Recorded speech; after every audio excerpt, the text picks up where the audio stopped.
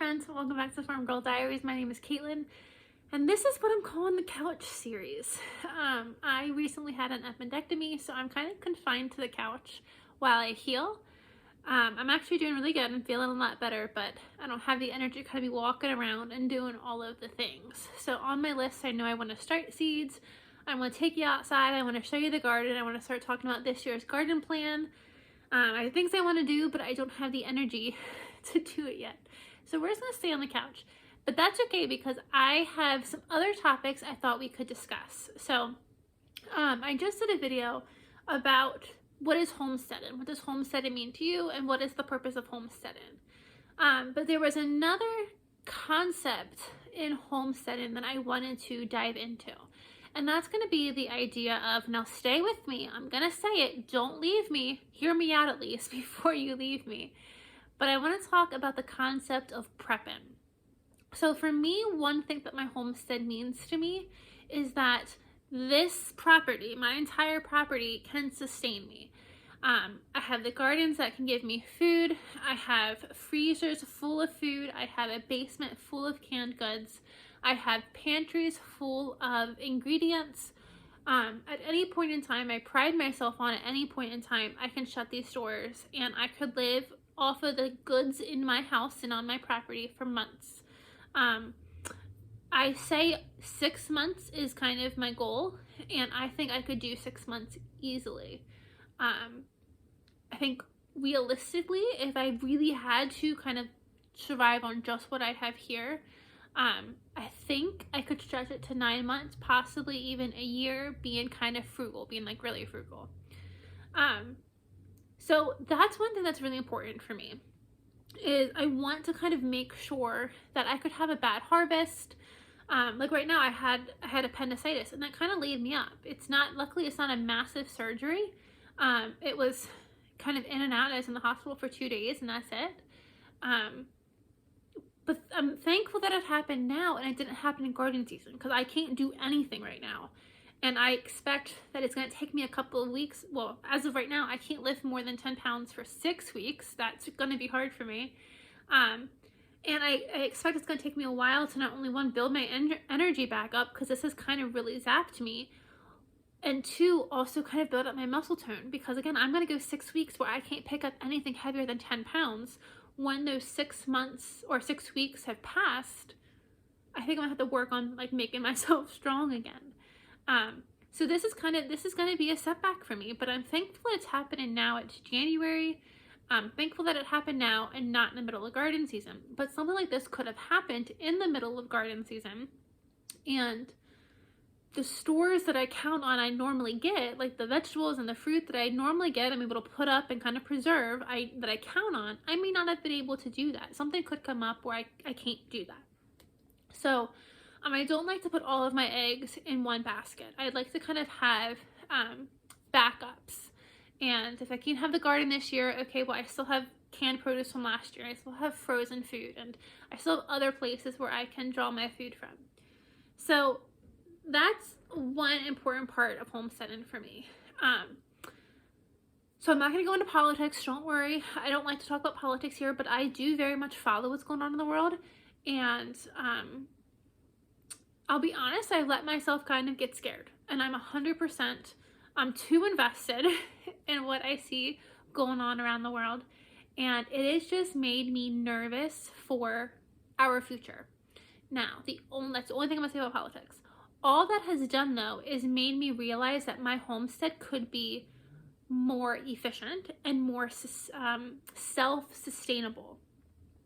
So what I mean by that is I've thought of the things that if we were to have a power outage, if we were to have, no gas, I have a gas stove, if for some reason my gas gets cut off, if there's a problem with our drinking water that I can't have water, I've thought of things to kind of put into my house so I can ride out any emergency. So in the past probably 3 years, my homestead has turned in from just like a gardening, vegetable collecting homestead to how can I survive and thrive throughout any predicament. So I thought that's what I would do this video on. What I've kind of identified as the needs that I want my homestead to have And maybe they give you some ideas on what you should have in your homestead. So, like I said, I'm not trying to incite fear. That's not the point of any of this. You know, I don't want to talk about politics. That's not the point. That's not the point of this at all. But it's just through everything going on in the world. And you can even come back and look at like natural disasters within the past year that have happened here in the United States that have maybe cut off people from food or water or their heating source, and identify that there are still reasons to have maybe some extra precautions.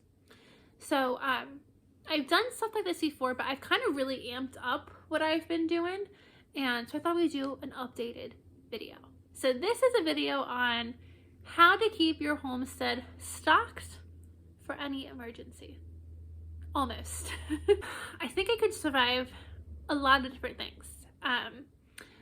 My main plans for survival are if we lose electric. About a year ago, not too far from me, they had two storm fronts meet. And when the two storm fronts met, they formed one 80-mile-per-hour gust of wind. And that took out everything. So there was, I think it was about a 30-minute radius. So to drive across the whole thing was 30 minutes. Is that a diameter or a radius? I forget. To drive across the whole power outage area was 30 minutes. So there was this area where they lost all their power, and it took them a week to get it back, just because it was everybody at one point, or everybody in one area. So that's kind of where my biggest push is I don't want to just have to survive a power outage like that. I want to thrive. I want to make sure that, you know, I could still live my best life, and I don't want a minor inconvenience to really kind of throw me off my game. So a lot of the things I have planned are mainly for a power outage. So with that said, I have a lot of candles. I have a lot of tapered candles, and I have a lot of different candlesticks. I have individual candlesticks, and then I have like the Beauty and the Beast, like the big candelabra where it holds like 5 candlesticks. I have 2 of them that I got like I think I had like a thrift store for like $3 or something like that. But so that's one of my main things is light. At night, I will be honest, I don't like the dark. My parents' house lives up on a hill, and my best friends live at the bottom of the hill. And when I lived there, could always tell my parents went out of town because the house, they said, looked like a runway. Like my parents are there, you barely know the house is there, there's no lights on. But when I'm there, I have the entire place lit up. And it's true, I don't like the dark. And now that I'm in my house, I also have every room of my house lit up. Even if I'm not in the room, I have it lit up because I don't like to walk into a dark room. So for me, light is very important. I want to make sure that I have tons of candles that I can have light throughout the house. So I have, like I said, I have tapered candles, and I have lots of candlesticks so I could put them everywhere, as well as just like the pillar candles. A lot of them are like scented and more decorative. But I do plan, I saw on Amazon, they have a box of pillar candles. Each candle is a 9-hour candle. So I'm going to buy a box of them and just kind of put back into storage. So I have candles for light, and then I also have wax to pour my own candles. So if I start running low on my tapered candles, I can pour my own tapered candles. So I have wax, I have the wicks for that. And then I have extra stuff like the candle coloring and all that stuff if I want to make it fancy. But at the very least, I have wax and I have wicks to make more candles. Secondly, I also have oil lamps. So I have a couple different oil lamps plus extra wicks plus oil. So again, extra light. They're not necessarily tapered candles. It's one of those old-fashioned oil lamps. I have 3 of them that could kind of tuck in throughout the house. In addition to light, I have lots of different flashlights and lots of different flashlight styles. So I have this typical like stick flashlights.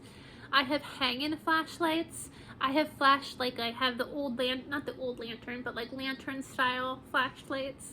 I have flashlights. I have multiple flashlights that you can plug like a phone charger into, so you can charge your phone off of the flashlight.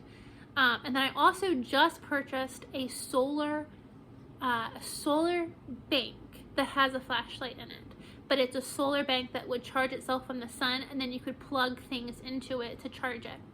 So with that said, I have lots of flashlights, but they all require batteries. So that's one thing that you have to make sure if you're kind of buying these things, that you have the battery backups for if the batteries die.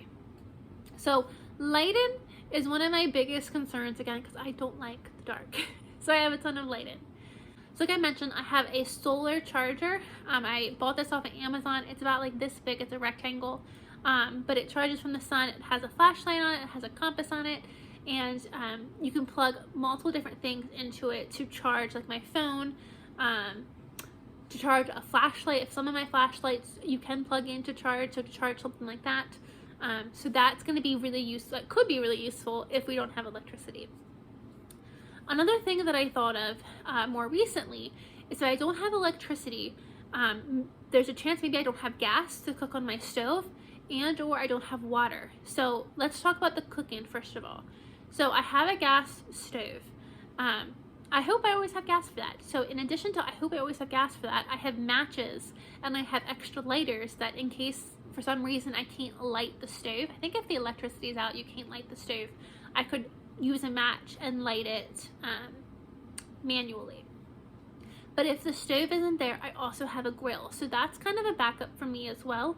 I have a grill and I try to keep my gas bottle for my grill filled at all times, if not having a second gas bottle. Because again, that's an extra cooking source. If again, I think it was 2 summers ago, a transformer blew and we lost electricity for the evening. And I was able to cook on my grill, where a lot of people actually like end up going out to dinner or like going to get fast food to bring it back to their house because they couldn't cook. I was 100% able to like just heat up something on my grill. So I like having that as a backup in case, you know, for some reason I can't cook in the house. I also have a fire pit and wood. So that's, again, another backup. I have a fire pit, I have wood, and then I have all of the cooking stuff to cook over the fire. I have my cast iron pans. I have griddles that go over the fire. I have a tripod that you can hang pots on. I have all the things that I could solely cook out over the fire and not need the grill or my gas stove. But one thing I want to add that I don't have, but it's on my list to buy next time I do like an Amazon order, is I do want to buy, you can buy indoor gas bottles, or like just like, I think like 1 gallon or 5 pound like gas bottle, and a little indoor stove. So if for some reason I can't use my grill outside, maybe it's raining, or something happens, you know, I want to have a smaller option just to kind of heat up 1 pot, maybe with 1 cup of soup or something like that on it. So when it comes to heating or when it comes to cooking, that's become kind of important to me. I want to make sure that no matter what happens, I'm able to eat the food that I've put away, right? I spent all this time putting the food away, and for a long time I didn't think about how I was going to eat it. Well, if I don't have electricity and or I don't have gas for my stove, I'm kind of out of luck. But I've put those thought process in place, especially so that if there is an emergency, I'm not kind of panicking like, oh my God, what do I do? I've already kind of planned it out, and I know how to act without kind of getting emotional or getting scared or kind of panicking.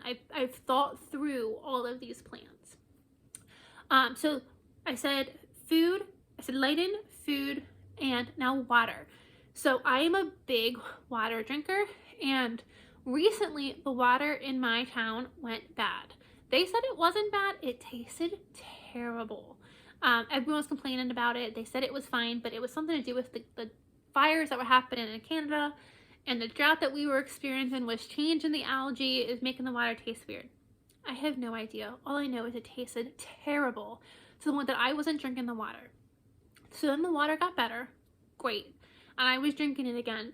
But I was making my sourdough, and I've always used my tap water for my sourdough starter, and I've never had any problems ever. And I was making my sourdough, and I had just made a loaf of bread, and the water issue fixed itself, and I started going back to the tap water, and my sourdough starter stopped rising, and it wasn't doing what it was supposed to be doing for weeks. For like 2 weeks, I kept saying, what is happening? And I realized once I stopped using my tap water and I started using water that I had trucked in from my parents' well, that that my starter rose again instantly. So there was something that had been added to my tap water that was not agreeing with my sourdough starter. Now, you are supposed to use distilled water with your sourdough starter. That always is an issue, that the tap water could have chlorine or anything like that, and that could kill your starter. That's absolutely a thing.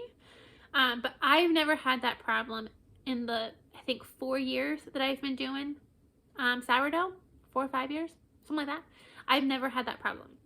So that was kind of a shock for me. So I stopped even drinking my tap water, and I still chuck in water from my parents' farm weekly, because their water tastes better, and there's nothing in it that is killing the yeast in my sourdough starter.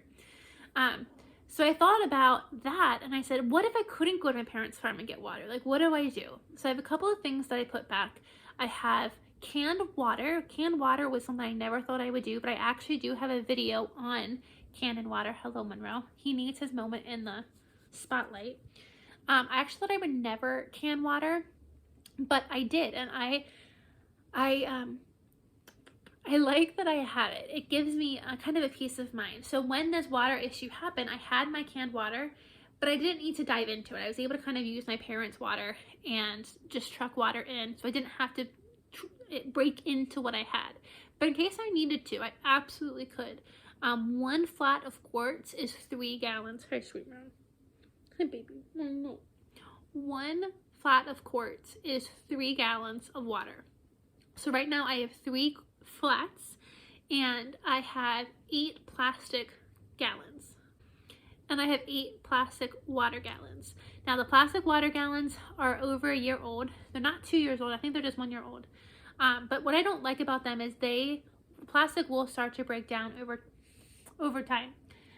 So at this point, the water that I have there, I've kind of designated as water for dishes, for mainly for dishes, maybe for laundry, but I would only use that for drinking water if I ran out of, my canned water. But then additionally, I have other things. I have life straws. I have water filter packs, like a hanging water filtration system. I have a life straw water bottle, which is great. You can just scoop up the water into your water bottle and drink directly from it, and it's filtered. And then the next thing on my list that I'm going to get, I'm waiting until the spring to get this, just so I can keep within that return window, is a rain barrel. So I don't want to buy it now and then not set it up till spring, and in case something's wrong with it, I can't return it. But I'm going to buy a rain barrel, and I think a rain barrel will be a fantastic use just for the garden in general. Water in my garden from the rain barrel, not using my city water, but at the same time, it gives me a water source. So if I would need to pull water, I can pull water from there, and I can collect the rainwater and filter it directly from that. So I think that's going to be a great resource for me to have on hand. And then it's also, again, it's an additional backup in case something happens where we are in a drought, where I don't have maybe water to the house. I could use that water to water the animals, make sure that all the animals have water. So water is another thing that I've thought a lot of, I've put a lot of thought into, and I want to make sure that I have it.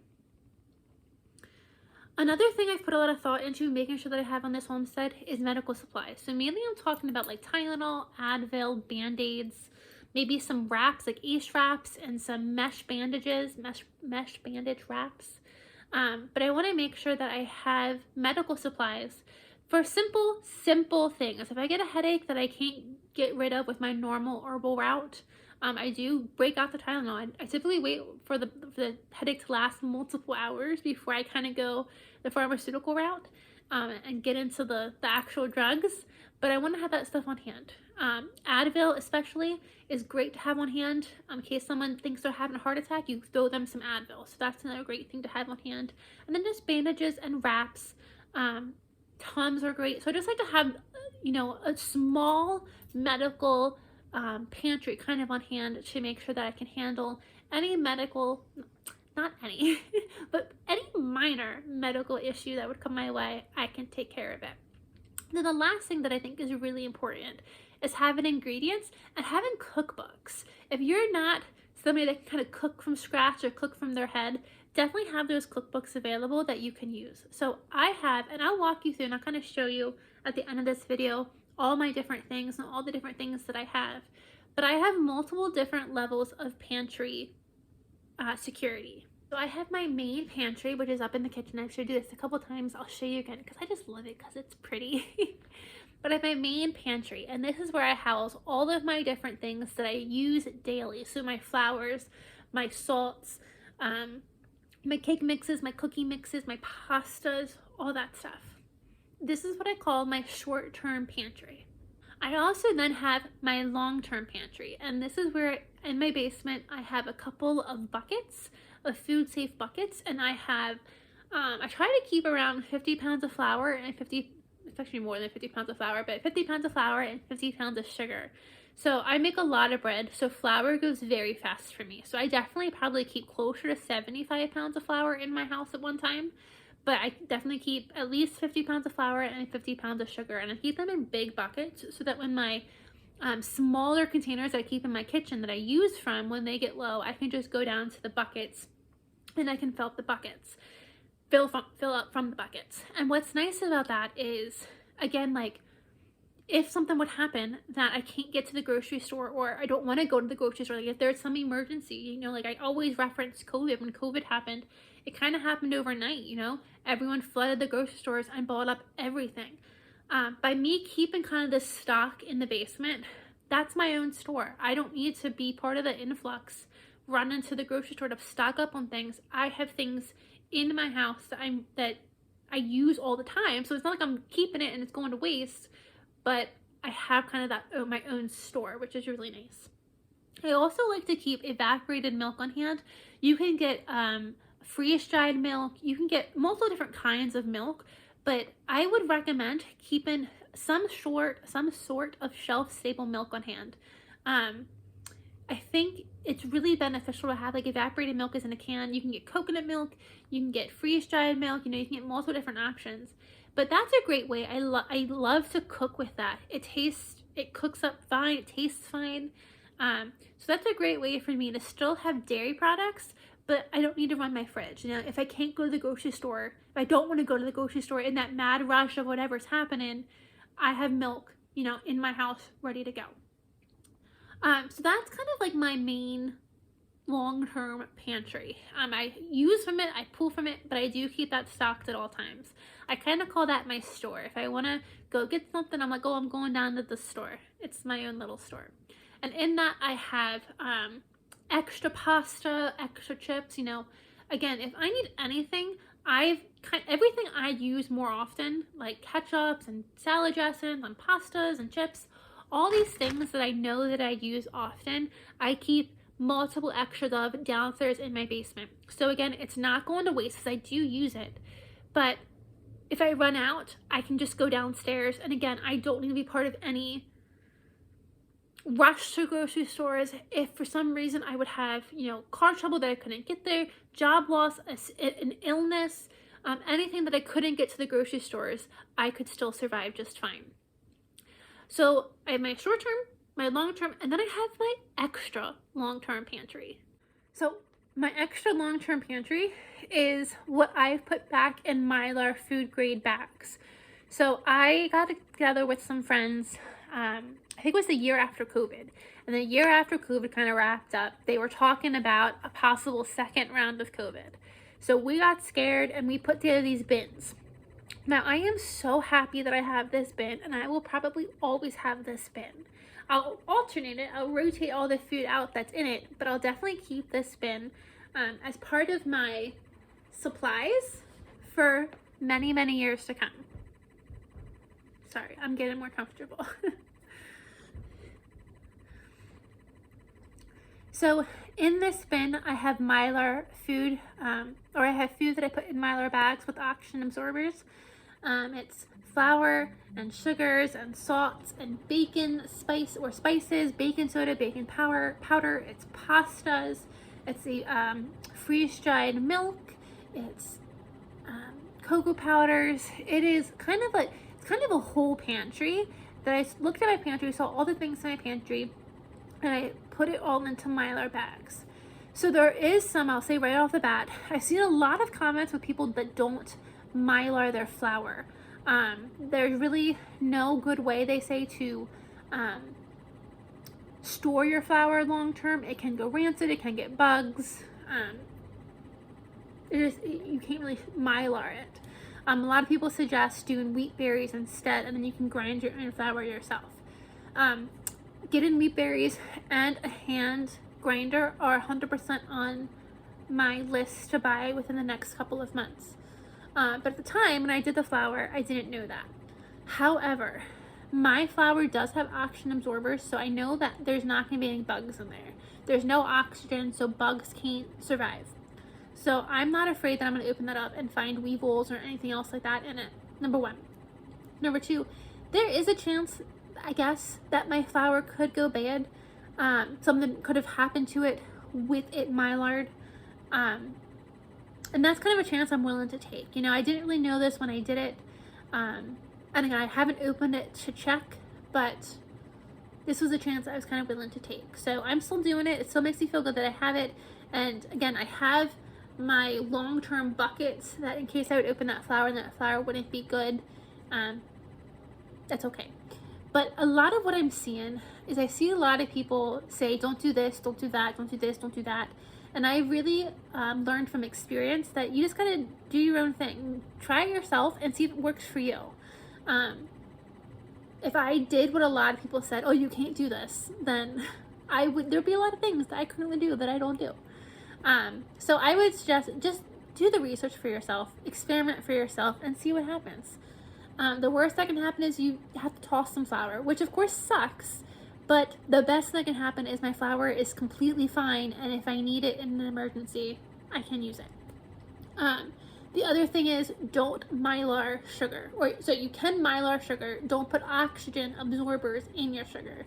I did that, and then I had to tell everyone, cut them open your sugar back up, take your oxygen absorbers out, and then reseal it. Because sugar cannot, I don't actually know why. I think the oxygen absorbers will actually make the sugar rock hard. So you don't want to put oxygen absorbers in your sugar. Who would have known? Anywho, I have this big bin full of kind of just like a big pantry. My plan for that too is in case I would need to leave my house for any reason, I could just kind of pick up this pantry and leave, you know? If I have time, I'm taking everything that I need to take. But if it's some sort of emergency where like maybe there's a flood coming in or something and it's like you need to get to higher ground, you just need to get out, I can take at least this and I have something. I'm not somebody who believes in really having go bags. I don't ever really believe that I'm ever going to be forced to leave this house. However, it gives me a sense of security that I could leave within 5 seconds and still have a lot to help me survive. Brings us to my next and final level of food security. So this level of food security, I have 100% gone a little bit off the rails with. Up to this point is what I would recommend everyone having. Have extras of everything. Have extra bacon supplies. Have extra rice and beans. Just again, rice and beans are just super easy. Beans are a great source of protein. Rice and beans you can keep a little bit and it can go a long way. But my next level of food security, again, like I said, I've gone off the rails. And I've gone off the rails because of politics, number one, and I've gone off the rails because I'm a historian, number two. So I went to college to be a history major. I've studied World War II to endless degrees.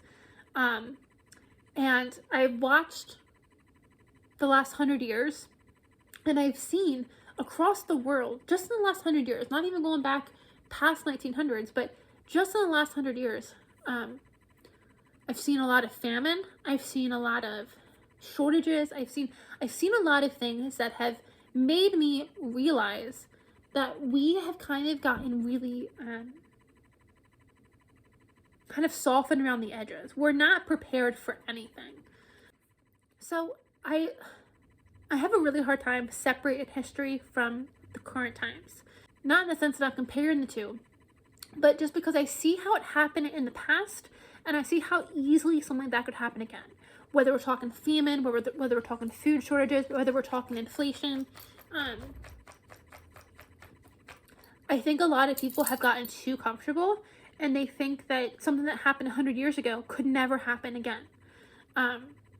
But for my family, my pappy was born in 1918. And so he was born at the end of World War I. He lived through the Great Depression. He lived through World War II. He lived through then the Korean War, the Vietnam War, the Bay of Pigs, all of the things. And there were multiple times in his lifetime where food wasn't a given. Dinner wasn't 100% for sure. You know, you couldn't just sit there and be like, I know for sure I'm going to have dinner tonight. There were multiple times in his lifetime when that didn't happen. And so people want to say 100 years ago, that was so long ago, that's never going to happen again. And so for me, I don't necessarily believe that. So like I said, I like to prepare for any contingency. And I want to make sure that me and my loved ones, we can survive any contingency. So this is where, if you want to escape now, you can escape out the back door and I won't judge you. But I have started preparing buckets. Now what I mean by that is I have just some buckets I got from Home Depot that I'm just kind of filling up with food. And I'm doing that again just so it does make it easy if I want to move them. I can just kind of grab the bucket and go. But also it keeps it away from animals like mice or insects. And keeps water and dirt out. So the main things I have in the buckets right now are I have started buying freeze-dried foods. I probably buy about one freeze-dried meal a day. Not a day, a month. a month. So I'm doing like Mountain House. I recently just found a store around here that sells a whole bunch of different options. If you go on Amazon, your main thing is going to be typically Mountain House. But the store that I found has a whole bunch of different varieties of freeze-dried food. And so I've started buying just one a month. I kind of just put it in the bucket. My plan is if I don't need to cut into it, and I don't honestly expect that I'm ever going to need this freeze-dried food. So my plan is when I retire, I hope to take like some big camping trip. And, that's when I'll go through this food. I'll eat this food. So I'm just kind of planning for a vacation that I'm going to take in like 30 years. But I'm buying one freeze-dried meal a month. And then I also have, so that's one bucket. Then I have another bucket that I just started that I'm filling with rice and beans, a whole bunch of different types of beans. I started adding some things like canned manwich sauce because remember when I thought like the cans of manwich I thought had meat in them. They don't, but I thought that the sauce would be good, just in case maybe I have meat that I can add the sauce to, or even if I don't have meat, I can kind of just add the sauce to the beans or the rice to give me something more flavorful. So they'll last at least for a couple of years. I started buying cans of meat, like so far I have canned tuna and canned roast beef. I didn't know canned roast beef was a thing, but it is. I haven't been able to force myself to buy the canned store chicken. I do can my own chicken, and I like that. But the canned chicken that they have in the store still grosses me out. I haven't gotten there yet. But I'm buying all of this food with the intent of I don't need to open it for years. So my bin of my pantry items, my flours, my sugars, and all that bin that I made has about a 5-year lifespan. So it could probably go a lot longer than 5 years. The whole point of Mylar and oxygen absorbers is for 10 years, really. But I'm planning on like every 5 years, redoing what I have in that bin, refreshing everything so it's as fresh as it can be. So these buckets, the freeze-dried food bucket is going to be 30 years, but the bucket of the rice and the beans and the cans and the food and all that stuff, that I'm planning on having a 5-year lifespan on it. And again, I'm kind of just going to the dollar store, buying a couple of things, putting it in there, and throwing it in the bucket and forgetting about it. And again, it is 100% a backup food source for me. If something happens, if we get to that point, I want to be able to have food. If anyone's ever interested, we can talk about all the times in history where a civilized country, now I'm not talking about a third world country here, I'm talking about a first world country has had famine and where its citizens have starved. We can talk about this. We can go through all the dates because I know them in my head, and this is what has made me start feeling like I need to have this level of preparation. So those are the main things that I'm really kind of devoting my focus and my energy to.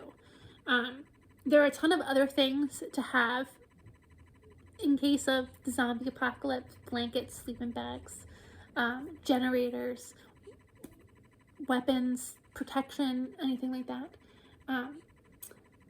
And we're working towards all of that. I have a lot of that, and I'm still kind of working on gathering some of that stuff. Just to have, again, just to have. A generator would be so nice to have, but they're expensive. But these are things that I just buy like one at a time.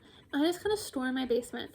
And it gives me the peace of mind that anything can happen. A job loss, a medical emergency, a natural disaster, or something more sinister.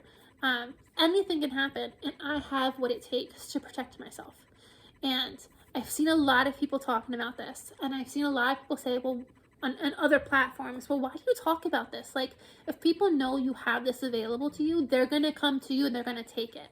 And this person who, I forget what his name was, he had the perfect response. He said, I'm trying to educate everybody to get to this level of preparedness, to make sure that no matter what happens, you can provide for your family. It used to be that if you were a prepper, you were looked at as you were crazy. And that's not the case anymore. It's all about, if you have children, if you have anyone that is dependent on you, I think it's your responsibility to make sure that no matter what happens, they can still depend on you. You have the food, you have the water, you have what you need to at least get them through a couple days, to ride out kind of any short-term emergency. So it's just a level, I think, of being responsible and making sure that you're capable of handling whatever gets thrown at you. And that the people that are dependent on you have their full trust and their full faith in the right person. So that's why I talk about it a lot. I think I've done a couple of videos on this before, and this probably won't be the last. This is something I talk about at this point with my friends almost daily. Again, because I think it's so important. I don't necessarily think anything is coming around the corner. I don't necessarily think that we are in trouble, that, you know, that we're going to need any of this stuff. But it makes me feel better knowing that anything can happen. You know, bring it on, and I can handle it. So I try to get everyone kind of on the same page. Start just having a little bit. You know, you don't have to go to the levels that I do, where I have freeze-dried food and buckets full of rice and beans. But get to the point where you don't need to run out to the grocery store in the middle of a crisis, where a job loss or a medical emergency kind of sets you back, that you can kind of ride this out. And you only have to start by buying one thing at a time. Buy one extra bag of rice when you go to the grocery store. Buy one extra bag of beans. Buy 2 extra cans of tuna. You know, you can, every time you go to the store, just buy one extra thing, and it will grow very quickly. And that little pile, whatever you can get before you need it, is better than not having it at all. So it's possible for everyone to do this on some level, whether you can just buy one thing at each time that you go to the grocery store, or you're only, or you can buy everything at once. You know, it's everyone has a different level of how they can do this, but I think it's worth doing. I think it's incredibly important. I think it's worth doing, and it gives me peace of mind when I do watch the news, when I see what's going on in the world. I'm still scared, but it gives me the peace of mind that I can ride a lot of this out. That if worst case scenario happens with any of these different news sources or news stories right now, I can ride out a lot of what is happening. And that helps me sleep at night. That helps me sleep at night after watching the scary, scary news. So it's just something to think about if you haven't started thinking about it yet, or if you have started thinking about it, if you started doing it, let me know what you're putting back, what you think is important to have. But I definitely think this is part of homesteading that kind of gets overlooked sometimes, and it's an important part of my homestead. Thank you guys for joining me. I'll see you in the next video. Bye, friends. Okay, it's been a couple days since the first half of this video, and I just wanted to end this video giving you a glimpse into my different pantries. So I'm going to turn you around and I'm going to show you. This right here is my beautiful, I'm obsessed with this, short-term pantry. So this is what I cook out of every single day. So we start up here. This is mainly my different cookie mixes, some salt, but all my different cake mixes and cookie mixes back here. Some flour, some Bisquick, some extra stuff. Down here, all of my different flours, rice and beans and oats and grits. pastas, clear gel, and then appliances. But this right here is where majority of my food comes from. Okay, that's what I call my short-term pantry. So that's what I keep stocked up. I refill those containers, and when I'm cooking, I'm pulling from there. Now we're down in the basement. I have all of my canned goods here. And then here I have my buckets. So I have buckets over there. Those buckets hold flour. So those 3 are all flour. And then here I have sugar. So these 2 are sugar. I need to get some more of these. These buckets with the gamma lids are expensive. So I need to get some more of those when I have some money saved up. And then here is my buckets for, this is my freeze-dried bucket. I don't have a lot in here yet. I just have a couple items.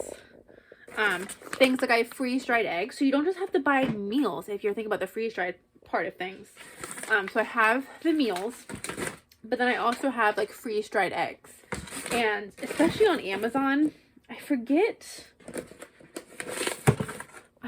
August Farms, that's what it is, August Farms. They sell tubs of freeze-dried everything. Freeze-dried butter, freeze-dried peanut butter, freeze-dried cheese, freeze-dried potatoes. So some of those are absolutely, if you're really thinking about doing the freeze-dried thing, August Farms is a great place. And you don't just have to buy, you know, meals. You could buy freeze-dried ingredients.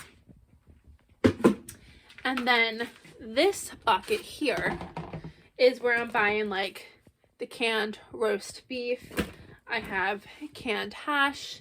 And then I also have rice and beans in the bottom of this bucket. Eventually, I want to have a full bucket with rice and beans because those are cheap and they last a really long time. But other things I'm adding to this, because I'm thinking like if I'm going to ever, again, I don't want to stress this enough. I don't ever intend to leave my house, ever. But I'm also thinking if I'm doing these buckets, if I'm going to the effort of doing these buckets, then I want to include some things that will help give me some flavor. So I am buying really cheaply from the dollar store or from Walmart, really, really cheaply. I bought some like gravy packets, brown gravy, chicken gravy, and I have white gravy somewhere. Country gravy. I know how to make gravy from scratch very easily. It's not hard. But my thing is,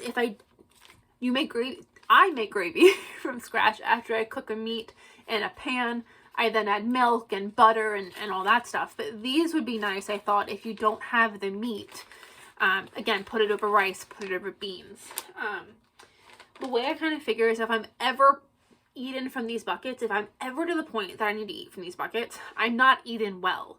So I wanted to kind of find really, really cheap things that could add flavor to what I'm eating. So I added these, and then I went to the dollar store, and the dollar store is a great place to do some of this, you know, ridiculous kind of level prepping. Everything's $1.25, so I don't feel bad if I buy like 5 things. I'm spending like $7, no big deal. So with that, I bought a thing of thin wheats, $1.25 for this box.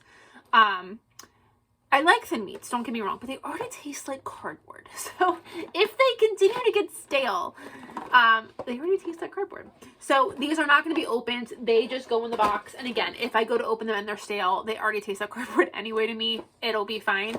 But then I also got vanilla wafers, and I'm really happy with these. I think I'm going to get a couple more of these. My opinion of vanilla wafers is they never go stale. As long as you don't open them, these I've had for years. It's tucked in the back of a cabinet, forgotten about, and they don't go stale. Once they're open, that's a different story. But these I liked because I'm like, this is a nice, quick and easy cookie, nice, quick treat in the apocalypse. But if they do go stale, I could grind them up and still use them as like a dessert pie crust. So that's my thought there. Again, I don't mind doing this because it's cheap and it gives me a level of security that I appreciate. But this isn't for everybody. This is not for everybody. I admit that I'm a little crazier than most at this point. But again, do whatever feels good to you. And if something like this feels good to you, then go ahead and do it. And if you think that I'm crazy, then absolutely. I'm crazy and I'm okay with that. Okay, so that is So this is my extra long-term storage. I'm not going to open up my short-term storage, but this is it right here. So I have this tub. You can see it's dirty. It's covered in stuff. This is the tub that I have all of my food in. So again, I have one sticking out here. This is a big old bag of sugar. So I just have some of these. That tub just contains all my Mylar bag stuff. And another thing that's really important is kind of having everything together and you know where it is. So under my stairs is where I have a lot of my kind of prep items. So I have like my gravity filled, my gravity water bag. I got this off of Amazon during like a Black Friday sale. They do their sales all the time. This is a Membrane Solutions gravity fed water system. It's I think it's 1 gallon. Yeah, it's 1 gallon. And then I have Life straws down here. So I kind of just keep everything together. You will see I have a big bottle of vinegar and I had 2 bottles of canola oil on top of that tub. The vinegar is completely fine. That's not going to have anything happen to it. The canola oil, again, isn't opened. I don't use canola oil anymore. I've completely switched to avocado and olive oil. I don't know if the canola oil would be good at this point. But I'm not getting rid of it. I already have it. I'm just going to store it. Again, I check everything. I keep an eye on stuff. If I was to need to open those bottles, I would. And then I would test them at that point to see if they smell okay, you know, all that stuff. I don't really know if they're unopened, if they go bad or not. And at this point, I don't use that anyway, because I don't use seed oils at this point. I've fully made the transition to healthier oils. So it's not like I'm going to use them in my regular cooking and replace them. So I'm okay with them kind of just sitting here and being ignored. So then that's all of my food storage. I also have down here, I told you I had candles. I made candles. These are ugly candles. Apparently dipping candles is an art, but these still burn great. I have a whole bunch of these. And I think these are probably, what did I figure, 10 to 12 hour candles. I haven't actually measured these yet. I don't actually intend to measure them, but I've measured other candles I've made with this wax. So I'm figuring these are about 10 to 12 hours to burn down. And then my medicines down here and stuff. So everything's kind of in one place. So again, I don't ever intend, but if I needed to leave, everything is here ready to go. So this is what I have in my homestead. You gotta do what makes you feel good for your homestead and whatever you think you need. But I see a couple other people talking about it and I see the conversation starting to be had. And I just think it's a good idea to start having the conversation. Even if you're not going to go and do anything about it, if you think I'm crazy, let's go ahead and talk about it. I think this is just a good time to start talking about some of these things. And the worst thing that can happen to me right now with all this stuff is I just don't use it and it goes to waste. And I don't like wasting food. I completely agree. I fully intend to use all of this stuff up before it would kind of expire. But that's the worst case scenario with me prepping all this stuff, is that it just goes to waste. And again, I'm not really going to let that happen. So it's worth it for me to kind of put this stuff back.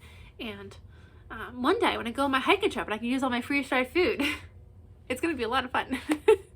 Okay, guys, this is the end of this video. Thank you guys for joining me. Let me know if you think I'm crazy, if you're doing this, what you're doing, what your thoughts are in the comments below. I'll see you guys later. Bye, friends.